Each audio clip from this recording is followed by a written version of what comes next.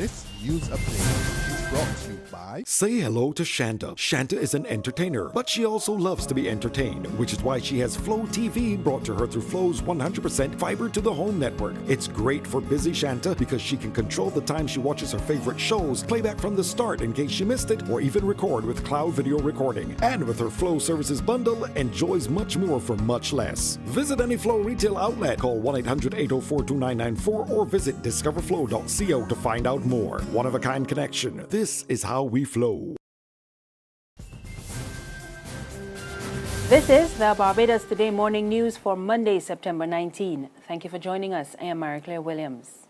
Prime Minister Frendel Stewart has been paying tribute to past Labour leaders who he says helped to lay the foundation for the current generation to deal with the many challenges facing the country. Stewart was addressing a Labour Heritage March yesterday to honour Labour leaders. It was held under the theme Labour Marches On, a tribute to the icons of the Labour movement. Our country continues to be fittingly grateful for the work of the Labour heroes whom we celebrate. Their efforts have contributed to earning our country a place of respect, not only in the developing world, but also in the world beyond. They, both by precept and by example, taught us how to see reality as a powerful tool in dealing with the challenges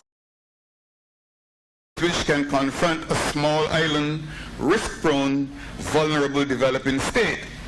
And opposition leader Mia Mottley shared similar sentiments in her address to the gathering. She also called for the welfare of workers to continue to be a top priority. We have the example of these great men and the many people that they led. The example of their courage, their passion, of sharing the burden of being our brothers and sisters' keeper. And we must confront our reality with courage and compassion.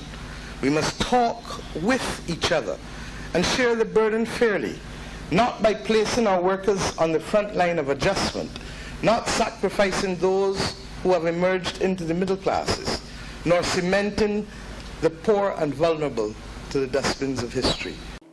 The Labour March started at the Frank Walcott statue with speeches and a wreath-laying ceremony. It also commemorated the 100th anniversary of the birth of national hero Sir Frank Walcott. In other news this morning, 2 men are in police custody assisting with investigations into the seizure of cannabis as well as a large quantity of ammunition and firearms. The discovery was made following an operation by the Major Crime and Tactical Response Units of the Royal Barbados Police Force in Blades Hill No. 2, St. Philip last Thursday. Meanwhile, Attorney General Adriel Brathwaite says the problem of drug abuse is more serious than previously thought. Brathwaite says more people are consuming hard drugs such as cocaine and heroin. Many of our young people who end up, for example, at the government industrial school or at DAWS, there's a connection between their deviancy or their criminal behavior and the abuse of legal and illegal substances. We did a burglary study, for example, and many of the individuals said that at the time when they were caught, when they were breaking into people's homes and cars, etc., that they were either abusing alcohol or marijuana or cocaine or something. If you go and you speak to Colonel Nurse at the prison, or you speak to the psychologist at the prison, you will hear the same story in terms of the number of inmates who are there and who there's a connection between their criminal behavior and their abuse of illegal substances, and legal, of course, and stuff. And that is why, for example, that we started Drug Treatment Court, successfully launched it last year. We now have a new cohort, I believe, of 20 individuals. But what is noticeable about this new cadre of individuals is that, in fact, whereas our first set of individuals, we were discussing abuse of marijuana. Now we are seeing people coming to us with the abuse of cocaine and heroin, etc. So the reality is that in this little country of ours, we do have more of a problem than people believe. Brathwaite was addressing the 21st Anniversary Awards ceremony of the National Council on Substance Abuse on the weekend. Two men are in police custody following 3 separate stabbing incidents yesterday morning. One man was detained after an altercation between 2 brothers in East Point, St. Philip left one of them nursing stab wounds to his chest. A second man was taken into custody following another fight between 2 brothers at number 2 Gall Hill, St. John. It also left one man with an eye injury. And in a third incident, a man in his late 30s was stabbed several times about his body when he got into an altercation with another man on 2nd Avenue, Alkins Land, Eagle Hall. No one has been arrested in connection with that incident. All 3 stabbing victims were taken to the Queen Elizabeth Hospital by ambulance, where they were said to be in a stable condition. There's regional and international news after this short break.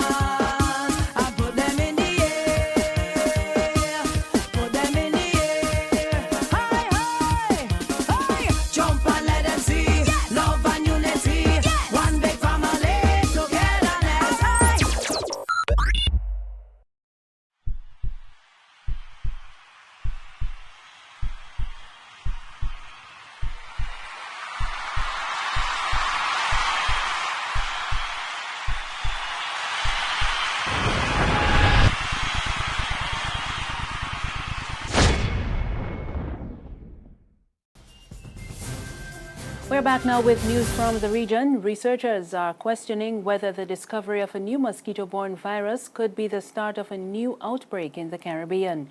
It follows the discovery of a patient in Haiti with a serious mosquito-borne illness that has never been before reported in that country. Mayaro virus is closely related to chikungunya, and it was first isolated in Trinidad in 1954. The symptoms of Mayaro fever are similar to those of chikungunya: joint pain, muscle pain, and rashes. Over in Trinidad, a mother who foiled a potential attack on her daughter by a male predator is being praised by one government minister. The man began contacting the young girl via her cell phone. She reported the matter to her mother, who pretended to be her when he asked to meet the child. The woman detained the man when he arrived at her home, thinking that he would be meeting the young girl. The Minister of State for Gender Affairs, Ayanna Webster Roy, praised the woman for handling the situation, and she's warning other parents to remain vigilant and seek assistance from the police if they find themselves in similar situations. We get more in this report from TV6 News. As a mother and aunt herself, Ayanna Webster Roy said despite all the public education out there, there are still people in the society who are sick and will want to harm children. I applaud the young girl's mother for being brave and for taking matters into her own hand. However, I want to caution other mothers out there that in situations like this, in order to preserve life, the best course of action would be to inform the police and let the police be the ones to operate any sting action to capture any perpetrator. The Children's Authority shares similar sentiments. In a release yesterday, they also commended the mother for being proactive and called on the public to refrain from vigilante justice. The incident also raises questions of how we treat with people who commit or try to commit crimes against children. There have been mixed views about the proposed introduction of a sex offenders registry. I know people have been calling for a sex offenders registry. Also, why people call for the sex offenders registry, you have human rights activists who are saying that when someone does a crime or commit a crime and they serve the time, that they should be allowed to reintegrate into society without having to face any form of prejudice. But as a mother, I really want to know who the perpetrators are around me and my children, so that I'll be able to take necessary precautions. On the international scene, investigators in New York have been trying to determine whether a major blast in the city on the weekend was linked to international terrorism. On Sunday, investigators were examining video and the scene of the explosion that left 29 people wounded. The explosion occurred in a commercial and residential street in New York City's Chelsea district, but the mayor is warning against jumping to conclusions. We're going to be very careful and patient to get to the full truth here. We are not going to jump to conclusions. We're not going to offer you easy answers. We're going to make sure we have all the facts. We know there was a bombing. That much we do know. We know it's a very serious incident. But we have a lot more work to do to be able to say what kind of motivation was behind this. Was it a political motivation, a personal motivation? What was it? We do not know that yet. That work must go on. And that's the news this morning. Remember, you can get more on our website, www.barbadostoday.bb. You can also subscribe to our e-paper, email updates, and like us on Facebook. We're on Izumi Media in bus terminals and Screenplay at supermarkets and gas stations near you. Or you can tune in to Channel 99 on Flow TV or Mix 96.9 FM for more news. I am Mary Claire Williams. Good morning.